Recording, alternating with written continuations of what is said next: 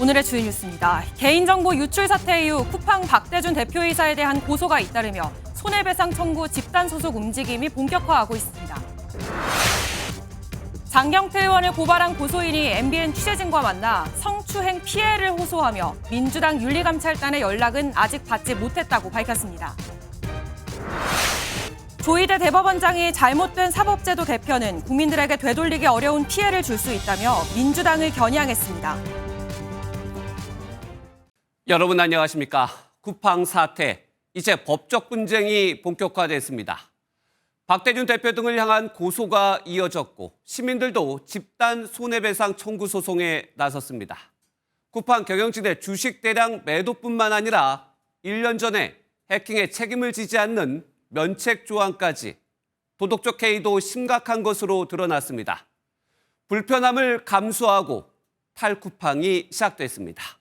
첫 소식은 정설민 기자가 보도합니다. 쿠팡 박대준 대표에 대한 고소장이 경찰에 접수됐습니다. 피해자들은 퇴사한 중국인 직원의 서버 무단 접속을 방치해 개인정보보호법을 위반했다고 강조했습니다.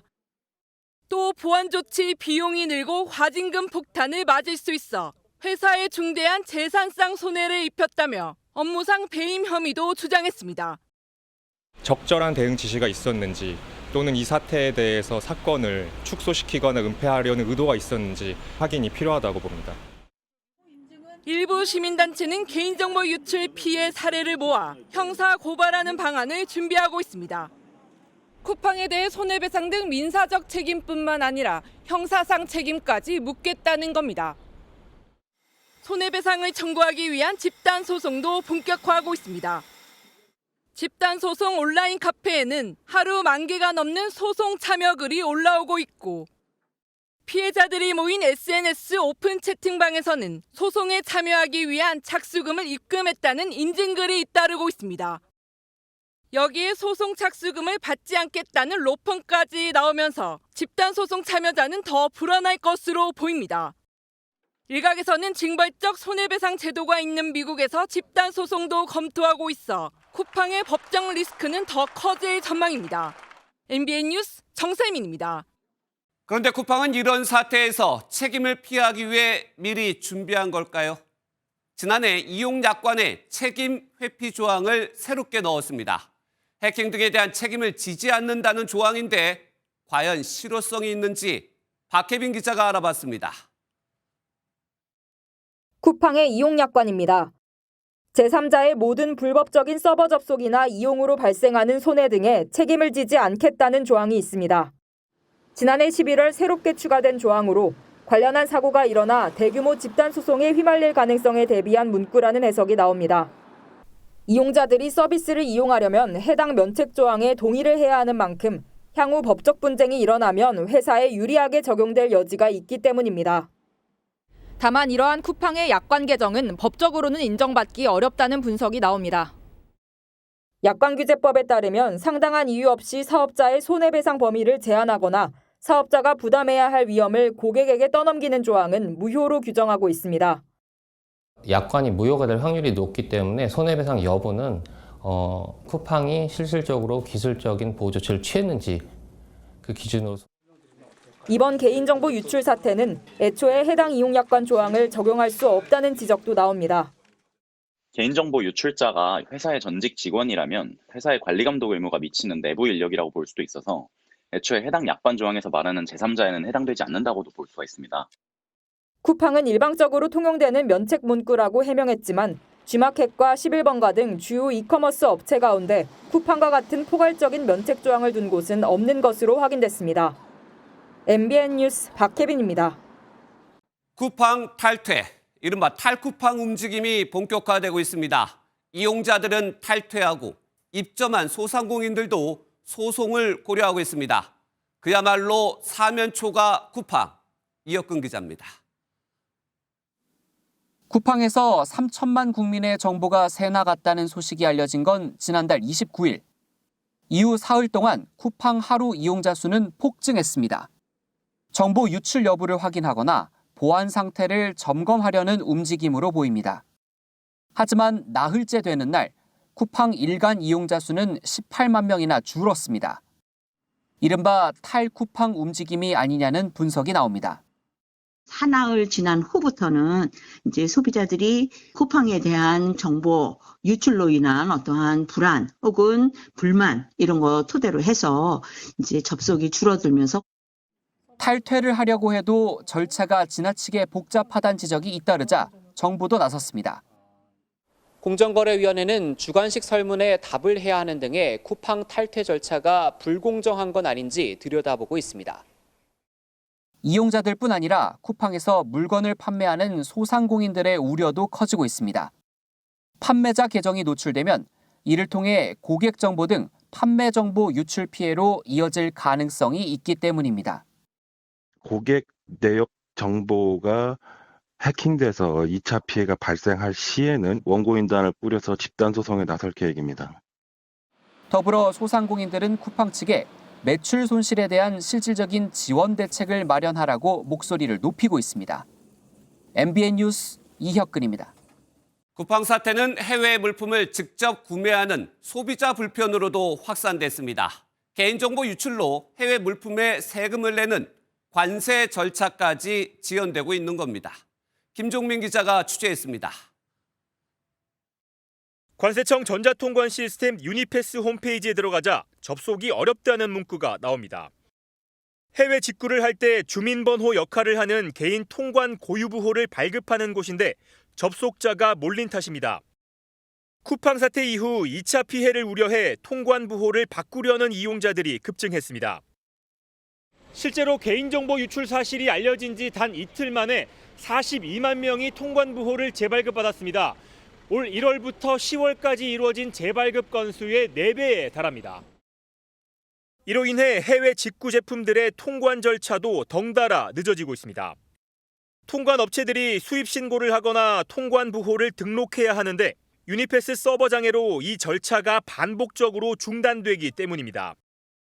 오디오 장비를 직구로 샀거든요. 1일에 이제 물건이 들어왔다고 했는데 아직 배송이 꼼짝 안 하고 그냥 지연되고 있어가지고. 쿠팡은 통관 부호는 유출되지 않았고 경찰 역시 현재까지 2차 피해 사례는 발견하지 못했다고 밝히고 있지만 불안감은 가시지 않고 있습니다. 전수조사를 하면 피해가 더 확산될 수 있기 때문에 최악의 상황을 가정하고 대책을 공제하는 게 맞다고 봅니다. 관세청은 직구 물건이 배송 중이라면 통관 부호를 바꾸지 않아야 배송에 차질이 빚어지지 않는다고 당부하고 있습니다. MBN 뉴스 김종민입니다. 장경태 민주당 의원의 준강제 추행 의혹 단독 보도입니다. MBN 취재진이 고소한 여성을 직접 만나 입장을 들었습니다. 장 의원을 조사하는 민주당 윤리감찰단으로부터 단 한 차례도 연락이 오지 않았다고 토로했습니다. 이지율 기자의 단독 보도 보시고 뉴스 추적 이어갑니다. 굳은 표정으로 MBN 취재진 앞에 마주 앉은 고소인 A씨는 장경태 의원에게 술자리에서 성추행을 당한 사실이 분명히 존재한다고 주장했습니다.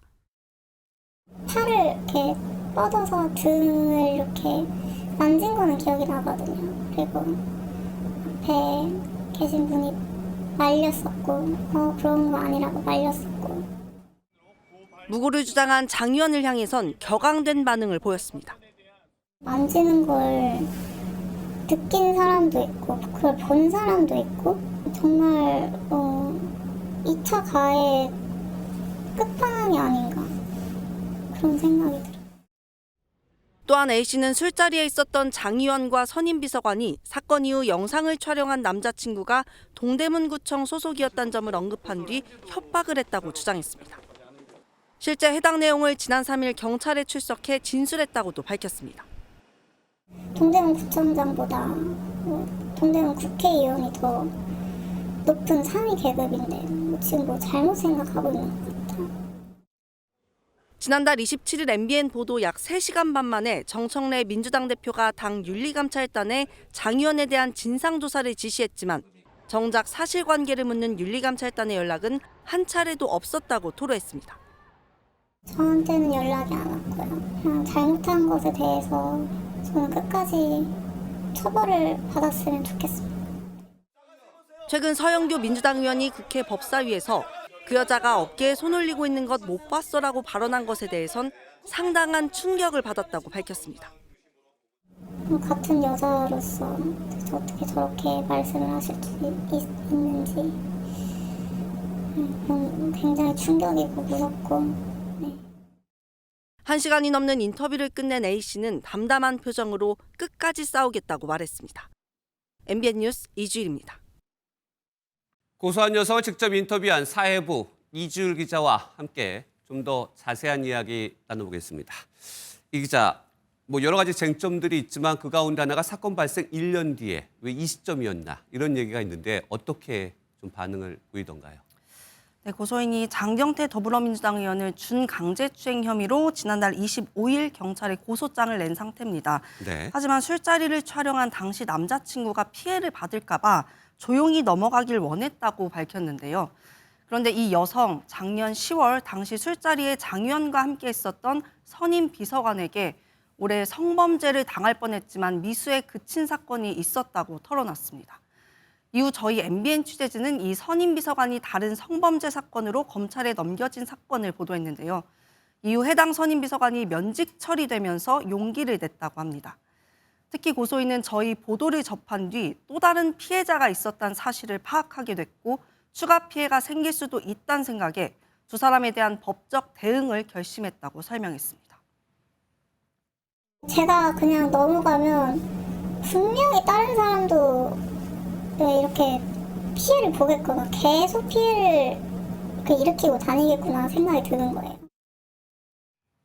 그러니까 저희 MBN이 단독 보도했던 다른 선임 비서관과 관련된 보도를 보고 결심을 하게 됐다. 일단 고소인과 장 의원의 주장이 완전히 엇갈리고 있는데 현재는 어떤 입장입니까?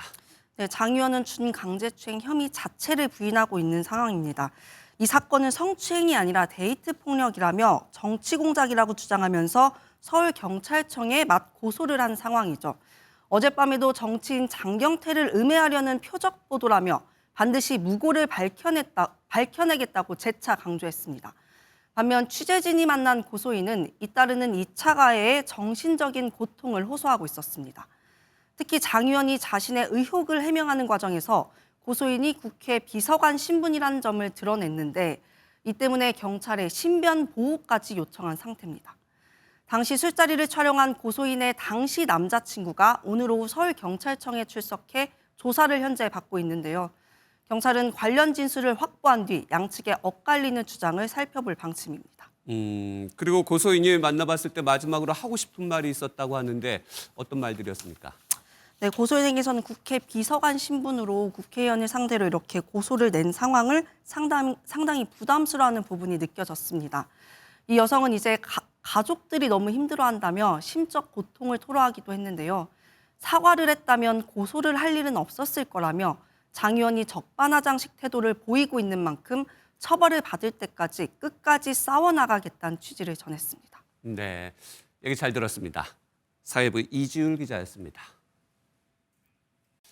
여야 할 것 없이 당대표 지도부 리더십이 흔들거리고 있습니다. 정청래 민주당 대표가 강력하게 밀어붙였던 대의원과 권리당원 모두에게 1인 1표를 부여하는 당원 개정안이 부결됐습니다. 국민의힘에선 장동혁 대표 면전에서 원조 친윤 윤한홍 의원이 계엄옹호는 똥 묻은 개라는 표현으로 직격했습니다. 먼저 신영빈 기자가 보도합니다.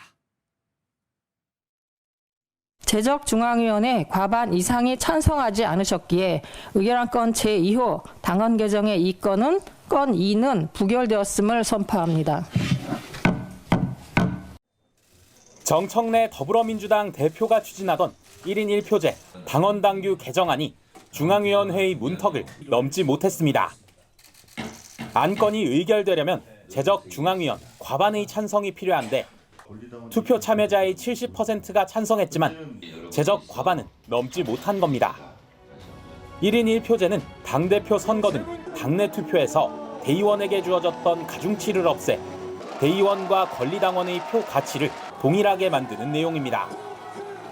영남, 강원 등 민주당 약세 지역에 대한 배려 없이 일방적으로 추진됐다며 당내 반발이 계속되자 중앙위를 일주일 늦추고 보완책까지 마련했지만 끝내 부결됐습니다.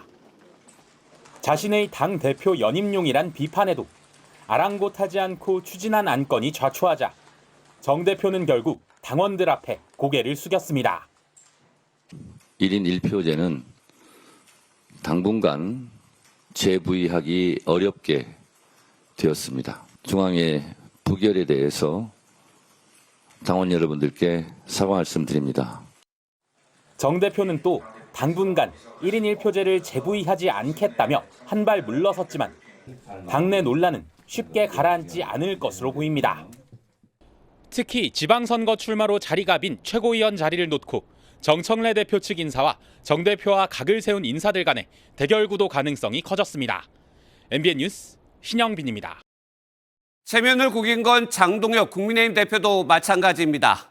이젠 친윤 의원까지 나서 계엄 사과와 윤석열 전 대통령과의 절연을 공개 요구하기에 이른 겁니다. 이어서 김지영 기자가 보도합니다. 이재명 정부 6개월을 평가하는 자리에서 장동혁 대표를 향한 날선 비판이 나왔습니다. 장 대표를 몰아세운 건 원조 친윤으로 꼽히는 삼선 중진 윤한홍 의원입니다. 윤 의원은 국정마비가 계엄의 원인이라고 하면 더는 안 된다고 일축했습니다.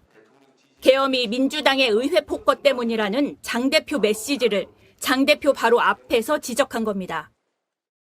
똥 묻은 개가 겨 묻은 개 비판하는 꼴이니 민주당과 이재명 정부는 우리가 계엄을 사과하고 윤 대통령과 절연하는 것을 제일 싫어할 것입니다. 친윤 의원까지 우려를 표하면서 소장파의 쇄신 움직임에 힘이 실릴 전망입니다.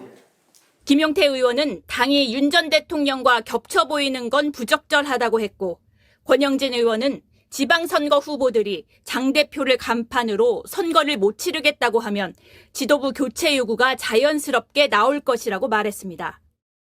내년 지방선거 결과는 앞으로 장 대표의 정치 행보에도 영향을 미치는 만큼 장 대표가 전향적 메시지를 내놓을 가능성도 있습니다.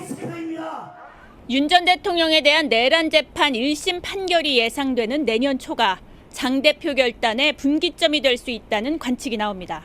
MBN 뉴스 김지영입니다. 국민의힘은 김현지 대통령실 부속실장에 대해 인사농단의 최정점에 있다며 오늘도 맹공을 이어갔습니다. 이준석 개혁신당 대표는 이재명 정부 인사를 김현지, 대장동 변호사, 중앙대, 이른바 김대중 인사라고 비꼬았습니다. 노하린 기자가 보도합니다. 국민의힘은 인사청탁 문자 논란을 인사농단이자 국정농단이라고 비판했습니다. 김현지 실장이 민간협회장 인사까지 주무르는 인사농단 최정점에 있다고 말했습니다. 청년들은 일자리가 없어서 좌절하고 있는데 이 정권의 형과 누나들은 연봉 3억짜리 일자리를 자기들끼리 챙기고 있습니다. 또 현지를 통하면 다 된다. 만사현통이라고 날을 세웠습니다. 이재명 정부 6개월 협치와 국민통합은 간대없고 정치 보복과 만사 현지통만 남아있다고 하는 겁니다. 그러면서 이재명 대통령을 향해 김현지 실장의 경제일과 공수처 수사를 요구하고 특별감찰관도 빨리 임명하라고 촉구했습니다. 이준석 개혁신당 대표도 이재명 정부의 인사 메커니즘은 김현지 통해서 대장동 변호사, 중앙대끼리끼리 김대중으로 요약된다고 비꼬았습니다. 여야가 쟁점마다 사사건건 대립하는 와중에 김현지 비선 실세 의혹에 대한 야권의 공세는 끊이지 않을 전망입니다. MBN 뉴스 노하린입니다. 그런데 민주당의 분위기가 예전과 다릅니다. 인사청탁 논란에 그럴 수도 있다는 반응이 잇따라 나왔습니다. 이어서 장가희 기자가 보도합니다. 민주당 일부 의원들이 김남국 전 비서관을 지원 사격했습니다.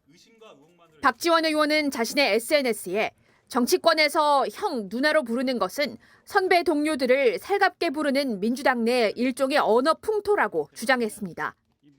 오히려 내란을 하고 사과도 없는 일부 국민의힘 세력보다 김 전 비서관의 사과와 사퇴가 훨씬 돋보인다고도 칭찬했습니다.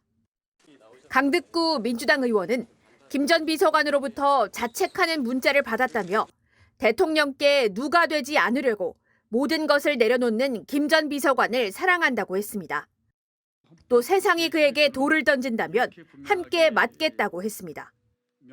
민주당은 인사청탁 논란과 관련해 구체적인 의혹이 드러난 것도 아니라며 김현지 대통령실 제1부속실장과 관련한 비판에도 선을 그었습니다.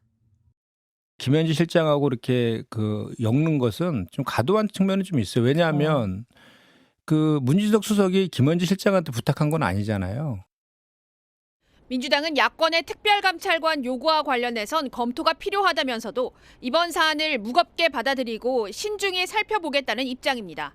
MBN 뉴스 장가입니다. 오늘은 여야뿐만 아니라 여당인 민주당과 사법부의 충돌도 있었습니다. 내란 전담 재판부 추진에 법원장들이 모였고 조희대 대법원장은 비판적인 입장을 공개적으로 밝혔습니다. 민주당은 바로 조 대법원장 때문에 하는 사법개혁이라고 직격탄을 날렸습니다.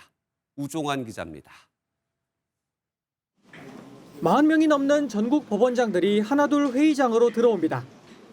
오늘 대법원에서 열린 정기 전국 법원장 회의 핵심 주제는 더불어민주당이 추진하는 내란 전담 재판부와 법의 곡제 신설이었습니다. 조희대 대법원장은 개회사를 통해 반대 의견을 공개적으로 밝혔습니다. 제도가 그릇된 방향으로 개편된다면 그 결과는 우리 국민에게 직접적이며 되돌리기 어려운 피해를 초래할 수도 있습니다. 법원장들은 소속 법원 판사들의 의견을 모아 회의에 들어갔는데 대부분 여당 추진 법안에 우려를 밝힌 걸로 알려졌습니다. 법원장에게 의견을 전달했다는 한 부장판사는 조 대법원장과는 생각이 다른 판사들조차 판결을 처벌하겠다며 사법부를 통제하려는 시도는 문제가 있다는 분위기라고 말했습니다. 내란 전담 재판부를 찬성한다는 전직 판사도 법무부 장관과 헌법재판소 사무처장이 재판부 구성에 참여하는 방식은 위헌 가능성이 있다고 지적했습니다. 민주당은 사법개혁을 자초한 건 조 대법원장이라며 아랑곳하지 않겠다는 입장입니다. 사법개혁에 대한 요구가 누구 때문인지 알고도 모르는 척하는 것인지 참으로 뻔뻔합니다. 여기서 멈추지 않겠습니다. 이미 국회 법제사법위원회를 통과한 법안들은 오는 9일 본회의에 상정해 연내 처리할 방침입니다. 다만 당내에서도 나오는 위헌 우려를 의식한 듯 민주당은 오는 8일 정책의원총회를 열어 내부 논의를 진행할 예정입니다. MBN 뉴스 우종환입니다.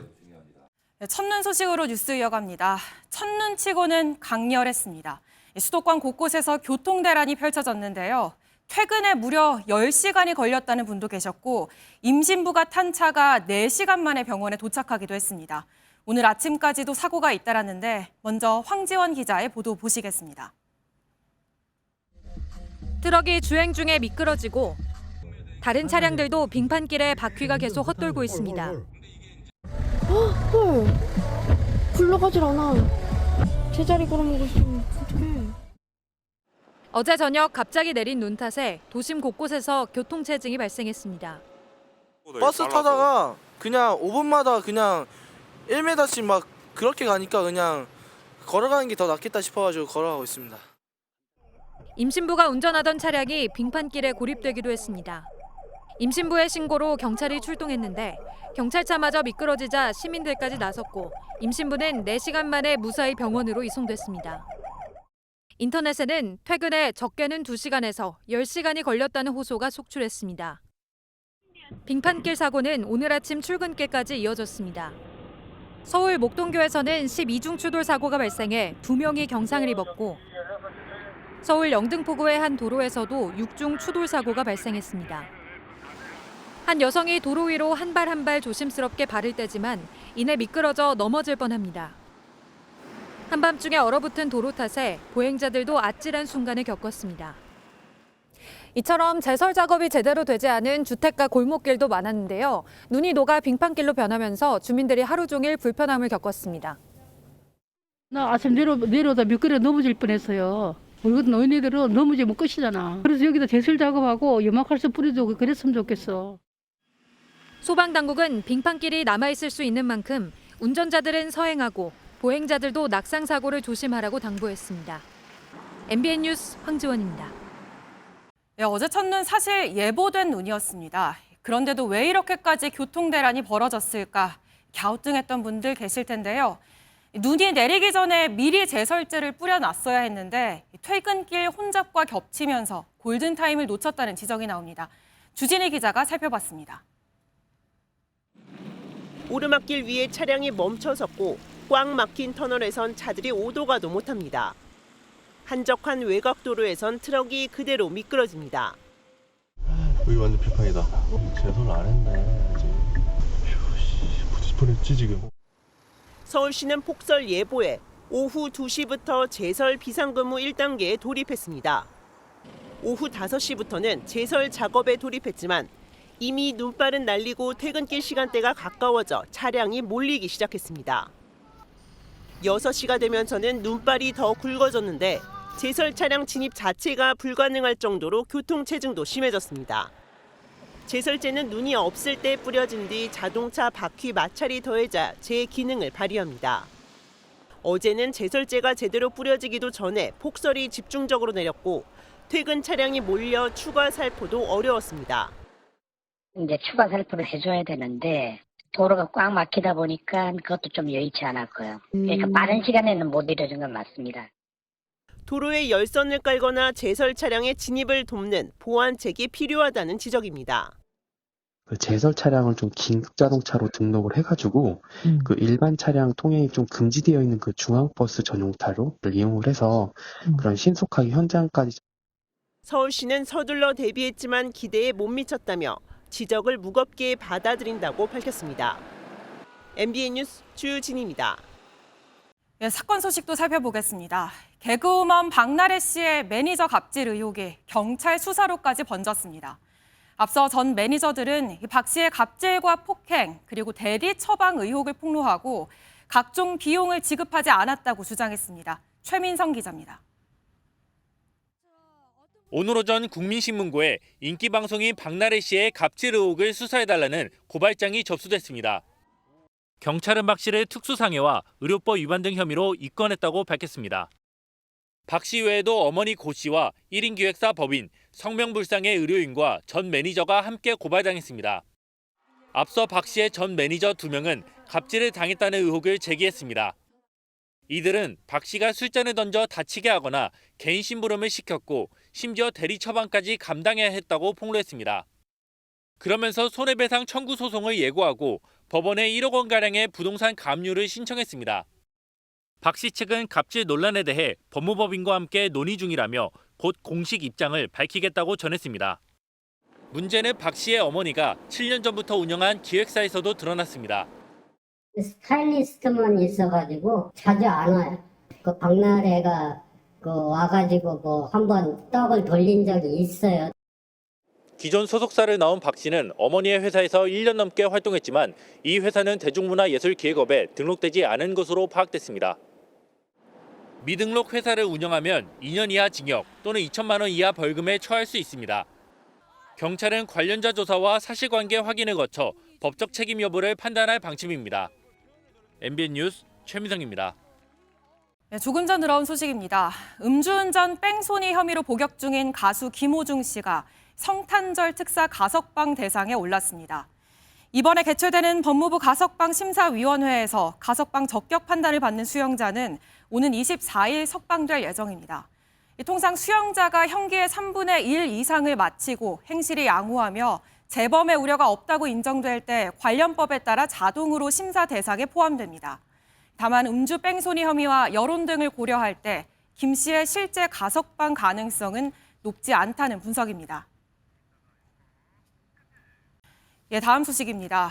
환경미화원들을 폭행하고 갑질을 한 강원도 양양군 소속 7급 공무원이 오늘 구속됐습니다. 이른바 계엄령 놀이라며 폭력을 행사했는데 특정 색상의 속옷 착용을 강요하기도 했답니다. 장진철 기자입니다. 시작이란 말이 떨어지자 남성 3명이 이불로 덮여있는 또 다른 남성을 밟기 시작합니다. 양양군청 운전직 7급 공무원 A씨가 투자한 주식 가격이 내려가 재물을 바쳐야 한다며 환경미화원을 폭행한 겁니다. A씨는 이불말이 폭행을 계엄령 놀이라고 불렀습니다.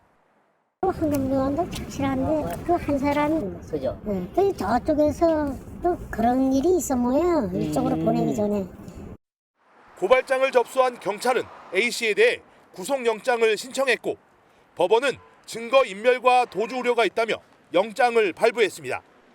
취재진 앞에 모습을 드러낸 A씨는 폭행 이유를 묻는 말에 아무런 말도 하지 않았습니다. 개운형 놀이라는 이름을 왜 붙이신 거예요? 아직도 장난이라고 생각하시나요?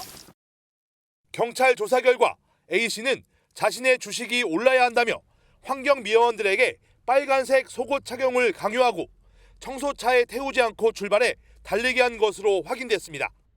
60차례에 걸친 강요와 폭행뿐 아니라 협박도 10차례나 한 것으로 알려졌습니다. 강훈식 대통령 비서실장은 이번 사건과 관련해 행정안전부와 노동부, 경찰 등 관계기관에 엄정 조치를 지시했습니다.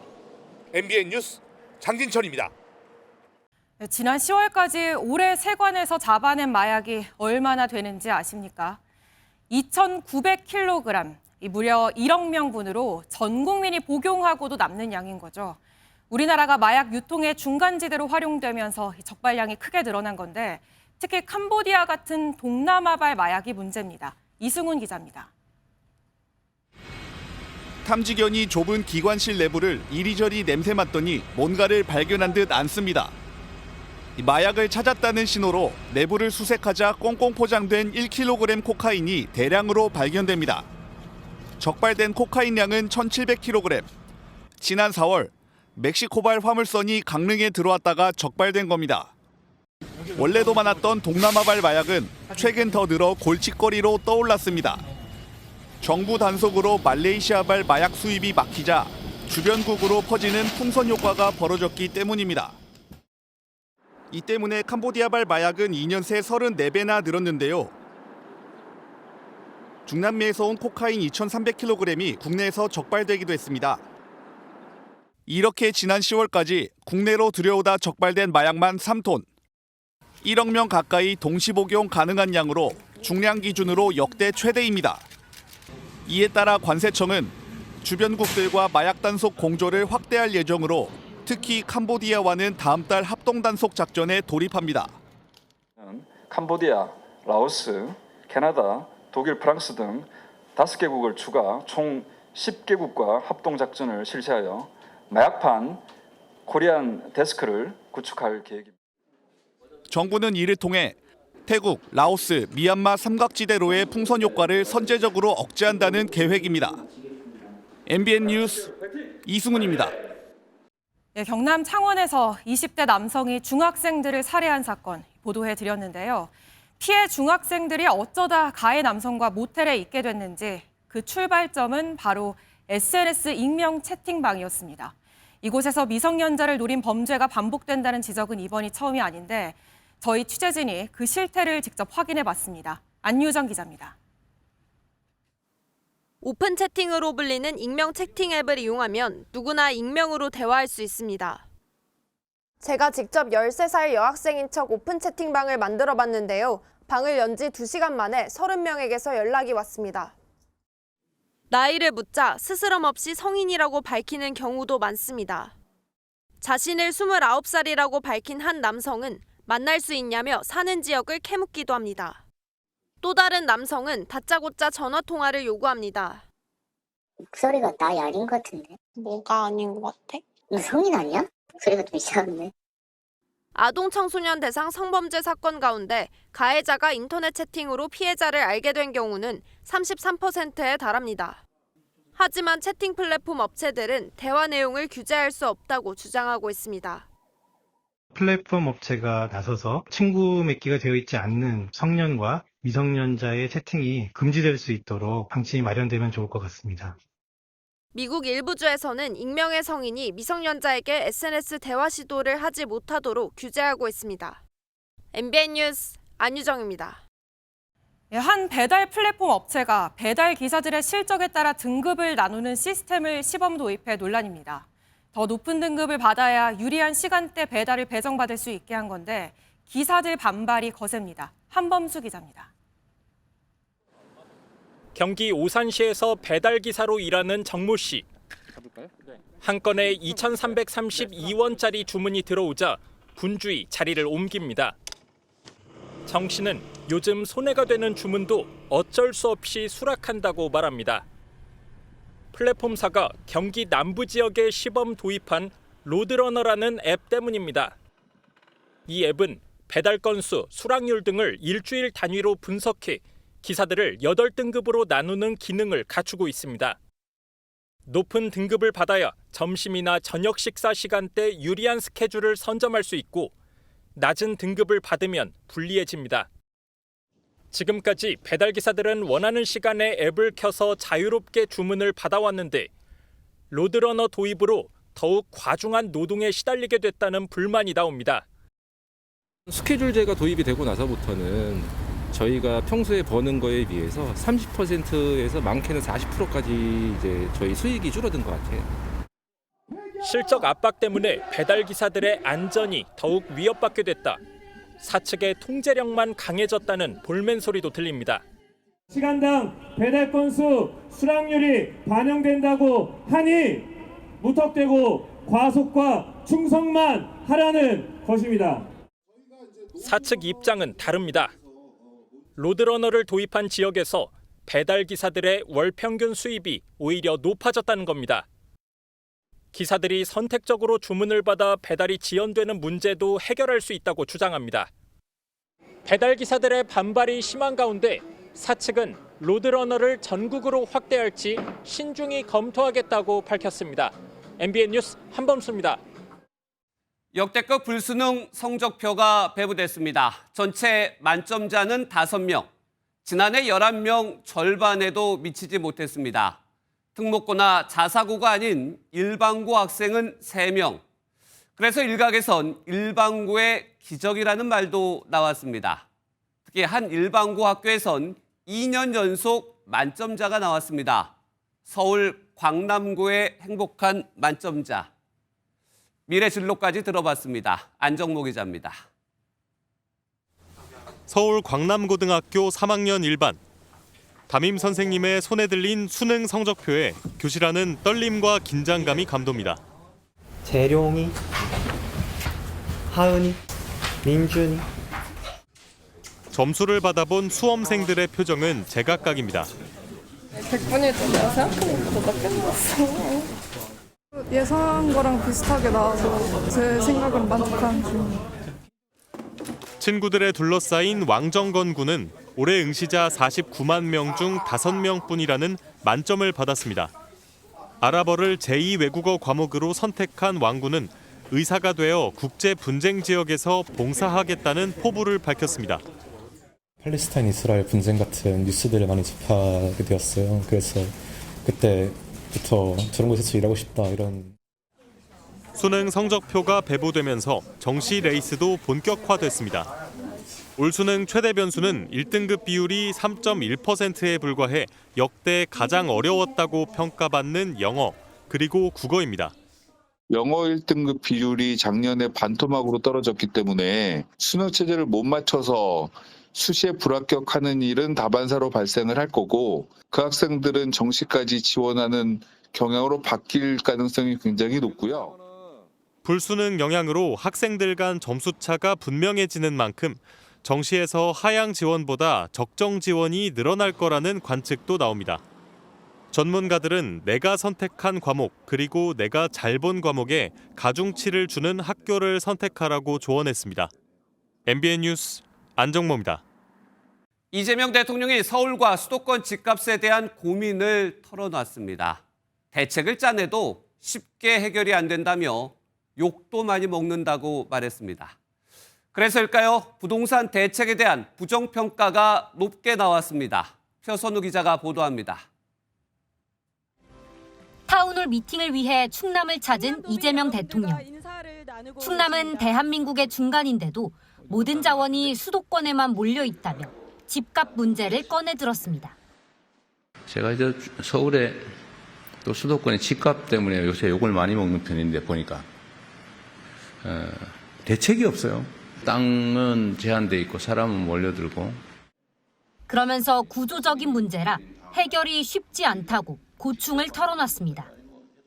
구조적 요인이라 정말 제가 있는 지혜 없는 지혜 다 짜내고 주변의 모든 정책 역량을 동원해도 그게 그렇게 쉽게 해결되지가 않습니다.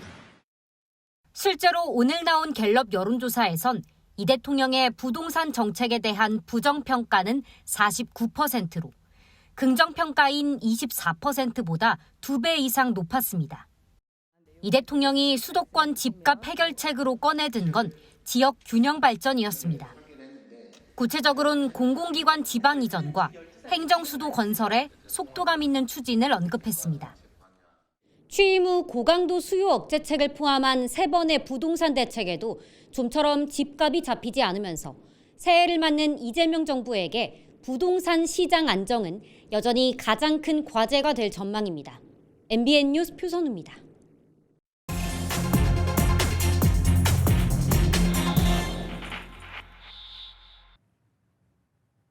경제기자임 강서영입니다.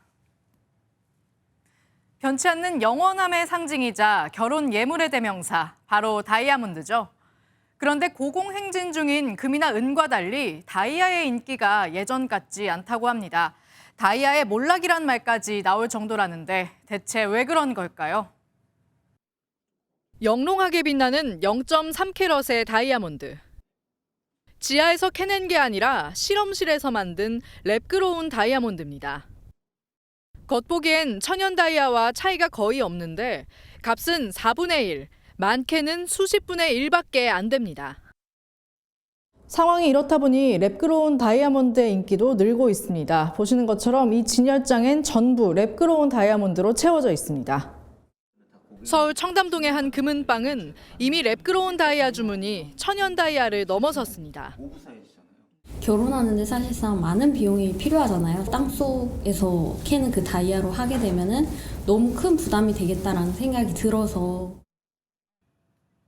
실험실 다이아가 대중화되면서 천연 다이아는 소비자들에게 빠르게 외면을 받고 있습니다. 다이아몬드의 몰락이라고 할 정도로 가격도 큰 폭으로 떨어지고 있는데요. 국제 가격으로 비교를 해보면 2022년 당시 최고점 때보다 45%가 떨어진 것을 볼 수가 있습니다. 그야말로 반토막이라고 할 수 있습니다. 같은 기간 2배 넘게 가격이 뛴 금과 비교하면 뚜렷하게 대비가 됩니다. 상황이 이렇다 보니 다이아 반지보다는 금반지 예물이 낫다는 말까지 나오기도 하는데요. 다이아몬드의 미래는 정말 암울한 걸까요? 맑고 영롱한 녹색 빛깔의 에메랄드부터 쨍하고 푸른 사파이어까지 모두 실험실 출신 보석들입니다. 랩다이아가 유행하면서 그동안 외면받던 실험실 보석의 인기도 덩달아 뛰었다는 게 업계의 이야기입니다. 10분의 1 가격, 100분의 1 가격으로도 구매가 가능하니까 랩 다이아몬드로 인해서 인공 보석에 대한 인식이 바뀌었기 때문에라고 생각합니다. 오히려 다이아에 대한 접근성이 좋아져 시장 전체의 규모는 커질 거란 전망도 나옵니다. 희소성을 계속 또 유지해 나갈 거고 또 랩은 랩대로 가격이 싸고 대량 생산하다 보니까 그동안 누리지 못했던 사람들이 실험실 다이아의 역습으로 몰락의 길에 들어갈지 아니면 새로운 시장이 열리는 기회가 될지는 좀 더 지켜봐야 할 것 같습니다. 경제기자임 강서영이었습니다.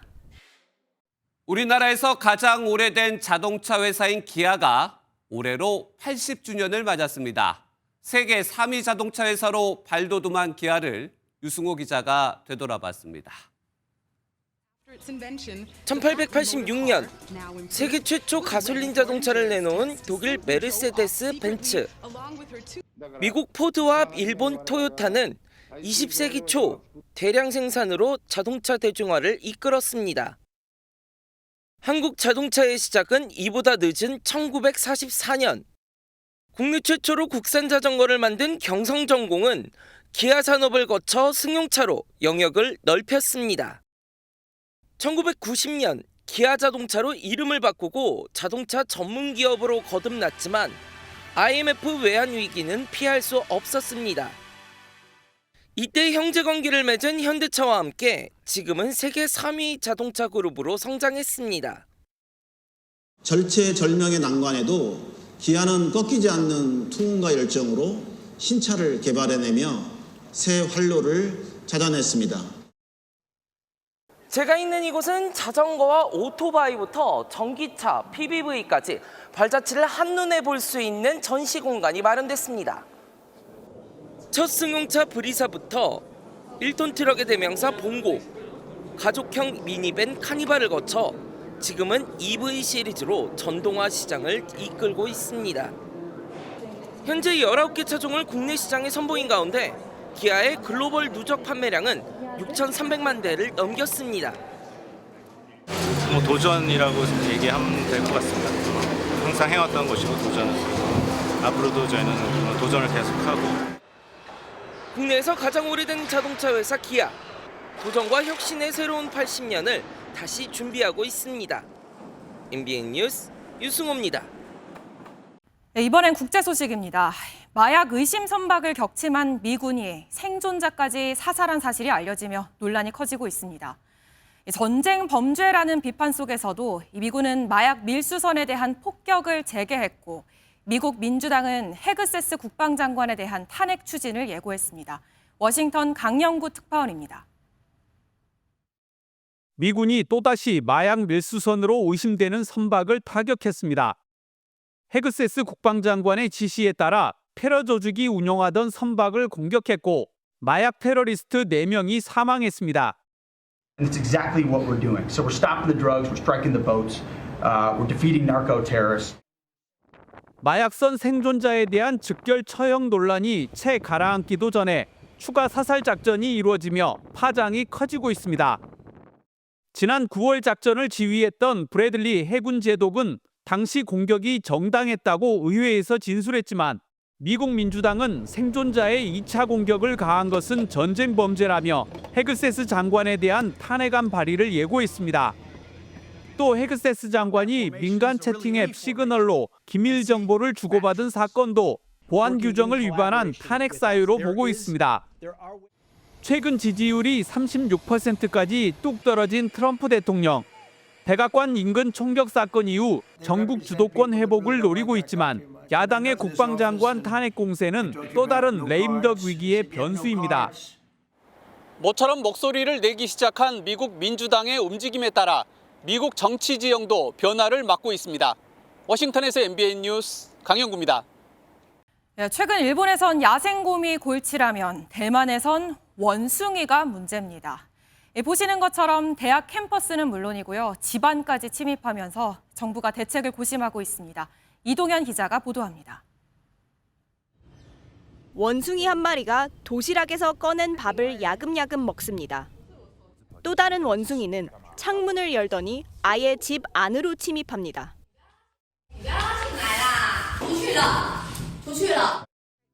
최근 대만에서 농장은 물론 도심과 대학가를 가릴 것 없이 원숭이가 곳곳에서 모습을 드러내고 있습니다.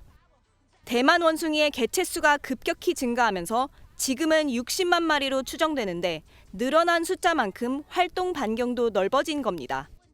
대만 정부는 대규모 중성화, 기피제 살포 등의 방안을 모색 중인데 일각에선 원숭이 포획 사살 금지를 해제해야 한다는 목소리까지 나옵니다. 일본에서도 농작물을 훔쳐먹는 야생 원숭이 피해가 잇따르자 원숭이 추적 부대를 만들어 활동을 이어가고 있습니다. 連れて行きたい方向に、狙いを定めてフォーメーションを組んで、囲って面で押していくっていうそんな感じですね. 원숭이들이 영역을 점차 확장해가는 상황에서 사람과 함께 공존할 수 있는 대책이 필요하다는 지적입니다. MBN 뉴스 이동현입니다. 칠레 수도 산티아고에서 강력범죄를 일삼던 중국인 마피아 27명이 무더기로 검거됐습니다. 주로 중국 출신 이민자였던 피해자들은 보복이 두려워 신고를 못했고 일부 경찰은 범죄를 눈 감아준 것으로 드러났습니다. 이한나 기자입니다. 방탄복을 입은 경찰들이 때를 지어 건물 안으로 진입합니다. 잠시 후 아시아인 남성들이 수갑을 찬 채 연행되고 경찰들은 건물에 있던 금고 등 각종 증거물을 들고 나옵니다. 칠레 수사경찰은 동방장성이란 명칭을 부여한 이번 검거 작전을 통해 중국인 27명 등 강력범죄에 연루된 30명을 체포했습니다. El día de hoy operaron alrededor de 150 detectives en la comuna, armas de fuego y droga dosificada. 이들은 현지 상인들을 대상으로 살인, 납치, 마약 밀매, 불법 카지노를 운영한 혐의 등을 받고 있습니다. 붙잡힌 중국인들은 주로 같은 중국 출신의 이민자를 상대로 범행했는데 피해자들은 후환이 두려워 신고를 꺼린 것으로 전해졌습니다. 칠레 현직 경찰도 범죄에 가담해 중국 마피아들로부터 금전적 보상을 받고 불법 행위를 눈감아준 것으로 드러났습니다. 현지 매체는 지난 6월 칠레인 상인 피랍 사건을 계기로 중국 마피아에 대한 수사가 본격적으로 진행되고 있다고 보도했습니다. 사건이 발생한 메이그스 지역은 1980년대부터 이주한 중국인들을 중심으로 차이나타운이 형성된 곳입니다. 지난 8월에도 중국인 10명이 불법 무기 소지와 마약 밀매 혐의로 체포되는 등 해당 지역에선 관련 범죄가 끊이지 않고 있습니다. MBN 뉴스 이한나입니다. 얼마 전 홍수와 산사태 피해가 컸던 인도네시아에선 피해 복구차 긴급 배수로를 만들던 도중 거대한 싱크홀까지 발생했습니다. 전 세계 사건 사고 소식을 한여혜 기자가 전해드립니다. 커다란 구멍이 생긴 고속도로가 계속해서 무너져 내립니다. 놀란 사람들이 등을 돌려 달아나고 오토바이 운전자도 차량도 황급히 뒤로 물러납니다. 현지 시각 3일 인도네시아 수마트라 섬에서 대형 싱크홀이 발생했습니다. 싱크홀 인근에 사람들이 몰려있어 큰 피해로 이어질 뻔했지만 다행히 다친 사람은 없었습니다. 수마트라 섬은 최근 동남아에 이어진 폭우로 큰 피해를 입었는데 긴급 배수로를 만드는 과정에서 싱크홀이 발생했습니다. 같은 날 베트남 다낭. 도로 가장자리가 갑자기 무너져 내리면서 주차돼 있던 차량 2대가 그대로 아래로 떨어집니다. 근처에 있던 오토바이 운전자는 재빨리 자리를 피합니다. 차량이 세워져 있던 옹벽으로 빗물이 흘러들어가면서 집안이 침식돼 2m 깊이의 싱크홀이 발생한 것으로 파악됐습니다. 미국 뉴욕 타임스 스퀘어 한복판에 노란 택시 한 대가 멈춰 있습니다. 횡단보도 아래로 구멍이 뚫렸고 그 위로 택시가 아슬아슬하게 걸쳐 있습니다. 현지 경찰은 택시가 도로를 달리다 맨홀리를 덮은 금속 구조물이 무너진 것으로 보고 있습니다. MBN 뉴스 한여입니다. 스포츠 뉴스입니다. K리그1 챔피언 전북과 도전자 광주가 내일 한국 축구 최강을 가리는 코리아컵을 두고 맞대결을 펼칩니다. 압도적인 공격력의 전북과 리그 최고의 짠물 수비 광주 중에 최후의 승자는 누가 될까요? 황찬민 기자입니다. 코리아컵 결승에서 우세한 건 역시 K리그1 최고의 팀 전북 현대입니다. 이미 코리아컵을 5차례나 제패한 전북은 올 시즌 최다 득점에 막강한 화력을 앞세워 조기 우승을 확정짓는 등 압도적인 전력을 뽐냈습니다. 전북은 컵 대회를 통해 더블 달성을 기대하고 있습니다. 호액 감독이 지난 8월 준결승전 퇴장 징계로 벤치에 앉지 못하는 악재를 만났지만 팀은 오히려 더 똘똘 뭉치겠다는 각오입니다. 이거 하나만 보고 또 준비를 했고요. 좋은 경기력으로 또 좋은 결과를 해가지고 꼭 더블을 달성할 수 있도록 하겠습니다. 광주FC는 창단 15년 만에 처음 밟는 결승 무대에서 반란을 꿈꿉니다. 올 시즌 최소 실점을 기록해 최고의 수비를 보여준 광주는 이번에 우승해야 내년 아시안 챔피언스 리그 2 티켓을 따낼 수 있어 동기부여도 확실합니다. 버스 61대에 나눠 타고 상경하는 대규모 팬들과 파티 준비를 마쳤습니다. 내일 한번 신나게 미쳐보자고 이야기했습니다. 또 팬분들도 광주에서 많이 올라오시는데 지금 눈도 내리는데 조심해서 잘 올라왔으면 좋겠습니다. 최다 득점 전북의 창일지, 최소 실점 광주의 방패일지. 결과는 내일 오후 1시 반 서울 월드컵 경기장에서 확인할 수 있습니다. MBN 뉴스 황찬민입니다. 어제 추위 속에 내린 눈이 그대로 얼어붙어 빙판길이 비상인데요. 또 눈 소식이 있습니다. 내일 오전에 경기 북동부와 강원 북부에 1cm, 강원 산지에는 최고 3cm의 눈이 예상되고요. 오후부터 밤 사이에는 서울 등 그밖의 중부지방에 5mm 미만의 비가 내리겠습니다. 내일부터 강추위는 물러나겠습니다. 내일 서울의 아침 기온 영하 1도로 오늘보다 또 평년보다 높겠고요. 한낮에는 7도까지 오르겠습니다. 절기 대설인 일요일에는 아침 기온이 영상권으로 올라서겠습니다. 강원 영동과 영남 해안에는 건조특보가 계속되고 있습니다. 이들 지역은 바람도 강하게 불어 화재 위험성이 큽니다. 불조심 또 조심하셔야겠습니다. 내일 중부지방 서울의 아침 기온 영하 1도, 대전은 영하 3도로 오늘보다 추위가 덜하겠고요. 낮 기온은 7도 안팎까지 오르겠습니다. 남부지방은 광주의 낮 기온 11도, 부산은 12도까지 올라서 오늘보다 5도가량 높겠습니다. 다음 주는 대체로 맑겠고요. 한파 수준의 심한 추위는 없겠습니다. 날씨였습니다.